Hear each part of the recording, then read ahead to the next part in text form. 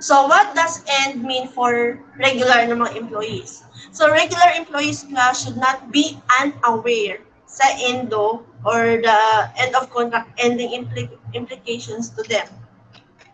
So regular employees ending ENDO may eat up company resources. So a regular employee may have to contend with the company's reallocation of resources among its larger number of regular na mga employees. So this, however, is based lang ni siya sa assumption that the mga the regularization does not bring about better na productivity for the companies and even sila ang employers. So as every human capital person knows, kaning sense of belonging manggod ug even ang mga good working condition is an effective performance or enhancer sa tuang organization. So what does END mean for employers? So if and when contractualization is put to a halt and companies are forced to regularize its entire workforce, the cost increase can be huge for manufacturing, sa construction, sa services, and many other employers that heavily rely on contractual na workers. So companies man should factor in benefits such as those mentioned na to above, and like the medical, the government mandated na mga benefits and other benefits na gusto ihatag sa mga generous na mga companies. So the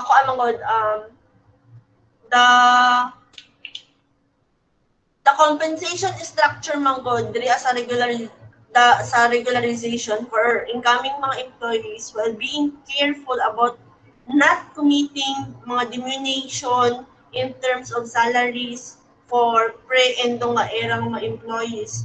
Then there is a support services like the human capital, sa finance. May also need additional na mga headcount para mo support and manage mga bago natin na mga empleyado with more regular na mga employees. So additional manpower, kumbaga, may be necessary to attend to the needs of the increased na workforce. So magkaroon ng increase sa workforce because of a widely ranged of regularization of the workers. So agencies that supply workers may also have to review their business models to make sure they survive the end of contract. So this is extremely crucial mga class in the survival of contracting agency as the margin of profit. So they are currently realizing will be affected by the decrease in the number of manpower that they supply. And then we have the ending ENDO from a labor issues to a political issue. So how to end this practice that affected so many in the Philippines labor sector that has attracted so much coverage in the local media. So national dailies carried many reports on this, including the following development nato. So this is under the administration of President Duterte. So plus in May 1, 2018 manggod, President Rodrigo Duterte signed an executive order clamping down on illegal contracting and ensuring workers' rights to security of tenure. So as he quoted, I remain firm in my commitment to end the ENDO contractualization. So according kay President Duterte in his speech before the businessmen in Cebu City. So it should be recalled that this issue was one of the campaign promises made by our president. So mao jud ni iyang focus na i-end jud niya ang mga contractualization. So labor groups have even criticized the practice of what they call ENDO or end of contract. So ENDO happens manggod when employees are let go after the 5 months so that they will not be regularized na. So again, mga to akong example sa inyo kaganiya. If ever nga lapit na ang imuhang tenorship na 5 months na, there will be a big possibility nga mangita sila og lain nga mo apply sa ilaha kay para i-end terminate ang imuhang kontrata kay para dili ka mabuhat as a regular. So this arrangement ng will free up the employer from the cost of regular employee benefits. So some estimate it at murag kuan ata naa sa 30% more on the labor cost. So the labor code requires employers nga mo regularize sila og employees on the 6th month. So pagpatong nimo og 6 months imong kuan from the time nga na hire ka, it means regular na ka ana. So according kay President Duterte Plus, he pointed out that the end of contracts protection on security of tenure under the Section 2 of the Labor Code, which reads contracting or subcontracting when undertaken to circumvent the worker's right to security of tenure, like self-organization and collective bargaining, and even peaceful na concerted activities. This is the pursuant to the 1987 na Constitution na strictly prohibited sa ato ang law. So plus, security of tenure manggod, it refers to the right of employees not to be dismissed or removed without just and authorized nga cause. So kaning executive order nato or the EO, it reiterates manggod the Department of Labor or the DOLE order number 174 issued in last 2017 nato na gina-prohibit nila mga dismissal of employees without a valid reason from the employer. And then we also have the Labor Secretary, Silvestre Bello III. He clarified that the EO does not ban contracting only the unlawful contracting and subcontracting ng mga firms. So he said that contracting is allowed for seasonal lang na mga job or even mga project-based na work. So ano siya gi-reiterate niya nga applicable lang ang contracting if seasonal job lang, like for example needed nila og tao for the Valentine's, for Christmas season only, okay lang ang contractual, or even na mga project-based na trabaho, like for example sa NSO magkuha og mga kuan og mga names per barangay and all nga na okay ra na contractual base. Then we also have the Employers Confederation of the Philippines or the ECOP.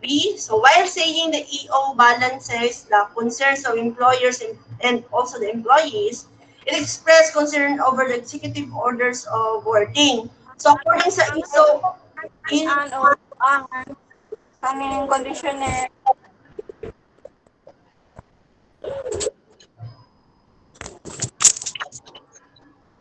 I said online mo.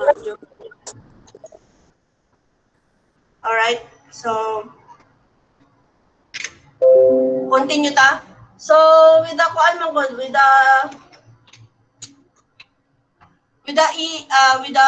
Employers Confederation of the Philippines, they find it worrisome manggod the exact definition of security of tenure. So among others, in the possible loss or even abuse, pwede sad ma-abuse ang mga rules of engagement in the enforcement of certain mga prohibitions. So we also have the executive order nga mo take effect siya 15 days after the publication. So sa mga nag-open of mic, can you mute your microphone? So back to our topic, we also have the executive order that takes effect 15 days after publication. So after President Rodrigo Duterte, di kuan nila na patupad na ang kuan ng executive order. It had already kuan na take effect kaning with regards sa to ang contractualization. So dapat magkaroon jud ta og prior nga knowledge with this kung anong contractualization na dapat aware ta nga pag-abot na 6 months sa to ang pagkuan sa to ang grace period na maratag obserbahan sa to ang mga employers na at that moment nga na nga nitungtong na mo 6 months kay dapat regular worker na mo sa kumpanya. Then always read your contracts kung sa tong mga nakasulat sa inyong mga kontrata because na yung mga kuan may mga company jud nga bright jud sila kaayo no makapangita jud sila kaagi pa unsa nila na mga kuan ang kontrata. For example, they want you to to stay kay good ang inyong kuan pero gusto Japon na kontrata Japon ka lipat-lipat doon ng mo papirma sa inyong mga papel like first pwede mo papirmahon og nagkuan mo nag-resign mo sa inyong position tapos again kay nang mura mo nag-renew sa inyong kontrata. So, maulog Japon siya na nag-contractual mo. So, dapat basahon dyan ninyo kung unsa nakasunod sa inyong kontrata or unsa na inyong ginapirmahan. Then we also have here the does EO address the workers' concern? So, the present administration, Manggod, is putting much effort to address the ENDO concern. So, it measures, they can include mga like the President Duterte also ordered the Labor Department nga mo-submit sila mga listahan sa mga kumpanya nga suspected na nag-engage sa mga labor-only na mga contracting that commonly known as our contractualization. Then, President Duterte also added that quote and quote mo jud iyang giingon, I warned you before and I'll warn you again. Stop ENDO and illegal contractualization. So I will see to it that our laws are strictly enforced so the government will not rest until we end this shameful labor practice. So strictly prohibited ni siya sa to ang present na na administration. So if ever nga naamo sa nga situation nga until na contractual Japon mo sa inyong trabaho, you can pwede na mo magreklamo sa DOLE with regards to this situation. Kaya i-address din nila agad-agad. Then we have the labor-only contracting that is already prohibited in our labor code in the DOLE Order 174 or the implementing rule on 3 articles of the labor code. So kaning contractualization mga good class, nag-refer niya to the outsourcing of work that is essential sa key role in a business operation. So it also refers to the hiring of employees from a contracting na agency. So for example, a manpower na agency kana nagapalala sa abroad or even manpower nga na needed sa mga big companies dito sa tuang bansa. So now let us proceed sa tuang week 11 nga topic no. We are already done sa tuang topic sa human rights, sa trends and organization nato sa under sa human rights and human rights versus or the in relation with our concern karon nga ENDO. So now let us proceed sa tuang week 11 nga topic. So we will be discussing the unfair labor practices and fair operating practice nato. So our lesson outcome for this is that we have to determine the different unfair labor and fair operating practices. So first is that what is fair labor practice? So ULP manggod or the unfair labor practice, it acts are inimical to the legitimate interests of labor and management. So it disrupts the industrial peace and hinder the promotion of healthy and stable labor management relations.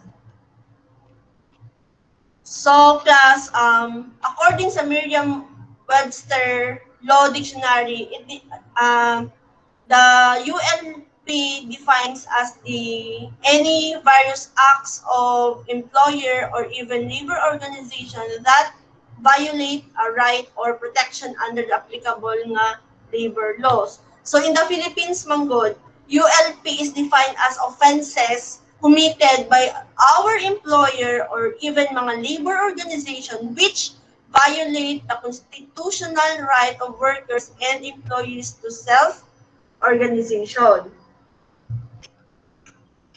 So what is the the nature of UPL. Actually, it's ULP rather. What is the nature of the ULP or the unfair labor practice? So ULP class is not only a violation of the civil rights of both labor and management, but also a criminal offense against the state. So kaning criminal ULP cases may be filed with the regular courts. So plus, with the nature of the ULP, there is no criminal prosecution that may be instituted.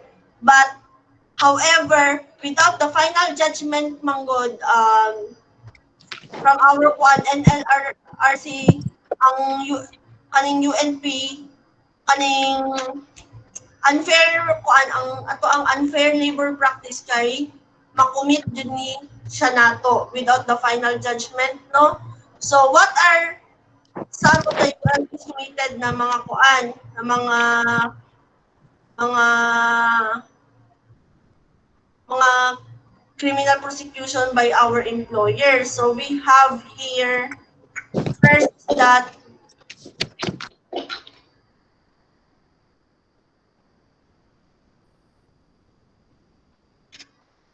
First is that requiring as a condition of employment that a person or an employee shall not join a labor organization or shall withdraw from one to which he belongs.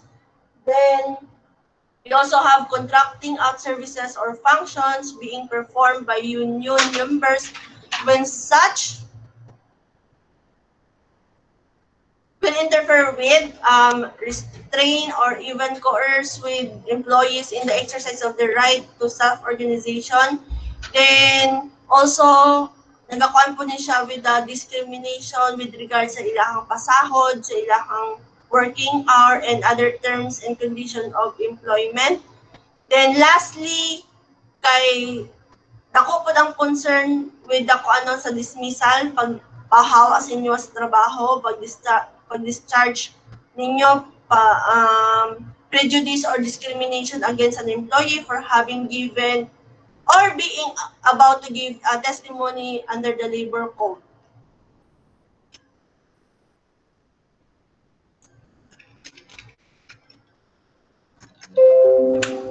Then what are some of ULPs committed by the labor organization mismo? So a labor organization commits ULP by any of the following acts class. So first is the restraint or coercion of employees in the exercise of the rights of self-organization.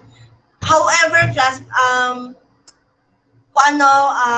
in connection with this restraint sa mga employees sa pag-exercise ilahang right, the labor organization manggod shall have the right to prescribe its own rules with respect sa acquisition or retention sa isa ka member.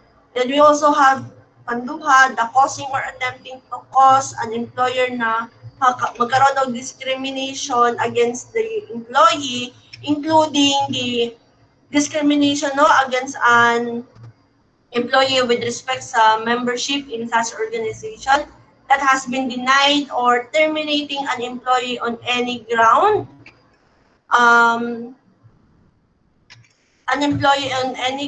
class because other than the usual terms, manggod and conditions also, under sa membership diri sa to ang labor organization, there is also a continuation of their membership that is made available sa mga iba pang members.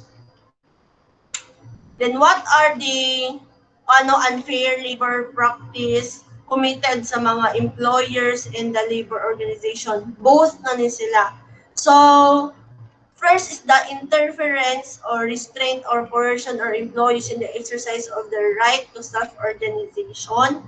So it is the same with the first part that we have discussed kaganihan mga committed by our employees. So gisum up lang ning employer and the labor organization. So from this point magod, this is already summarized na points dito sa to ang first two slides. So second, we have the violation of the collective bargaining agreement when circumstances warrant, then initiating, dominating, or even assisting or otherwise interfering with the formation or administration of any labor organization. Then violation of the duty para makagkaroon of bargaining sa ilahang mga collected na mga datas, no? Then payment by employer of negotiation or even sa attorney's fees and acceptance by the union or its officer or agent. So this is the whole summary of the first two slides that we have already discussed by the mga committed na mga unfair labor practices by our employers and our labor organization. So, with regards sa to ang kuan class, fair operating practices, we have 5 types of fair operating practices. So, we have anti-corruption, responsible political involvement and lobbying, fair competition, promoting social responsibility in the value chain, and respect for property and rights. Kaning anti-corruption class, companies should be on the guard manggod and even vigilant of the fact that corruption can seep in trying to win a contract. So, they must be wary or dapat aware sila of the thinking that kaning corruption practices are necessary siya in business and that everybody is doing it. Dili lang isa ka person ang pwede magbuhat ani but kanang mga people nga kaya nila buhatan ng corruption. So we have recorded cases na of many companies executive na involved sa mga bribery and even sa government official kay talamak kayo ning corruption sa sa ato ang government. So because of this corruption manggod nagkaroon ta og anti-corruption law but still there are mga government officials of a certain country na nadakpan na nakulong na because they are pleaded guilty of the crime of the corruption.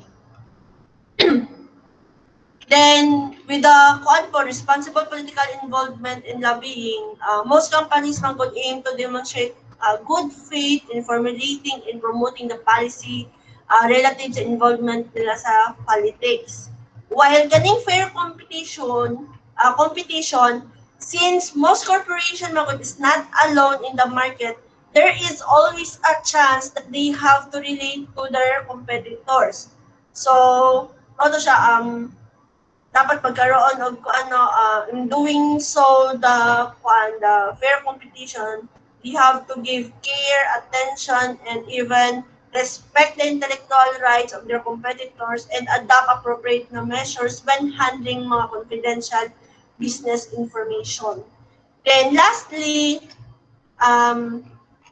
second to the last rather, promoting social responsibility in the value chain. So with this this covers the relationship with business partners and guides are as follows. So we have the mutual trust, mga selection of our suppliers, caution that we have to exercise na we have to dili ta dapat mo engage in mga unfair dealings in terms with our suppliers and sa our customers. And also employees are tasked not to abuse their respective na mga positions. Then lastly is that we have to respect our property rights. So companies with respect with their intellectual property rights class owned by others and will follow mga legitimate na mga means and even procedures for the acquisition when it seeks to use such intellectual property. Diri man ko sa Pilipinas class, we have an office that handles registration and protection of intellectual property rights. So it processes and also register the names and the number of years an intellectual property covered it, especially specifically detailed in the document. So mao na siya ang ano respect for property rights. If it is an intellectual right of other, dapat dili ta mo take of advantage na kita ang mo gamit sa name. Dapat we have to credit the main owner of that intellectual property. So that is all our lesson for week 10. So again, we have already discussed the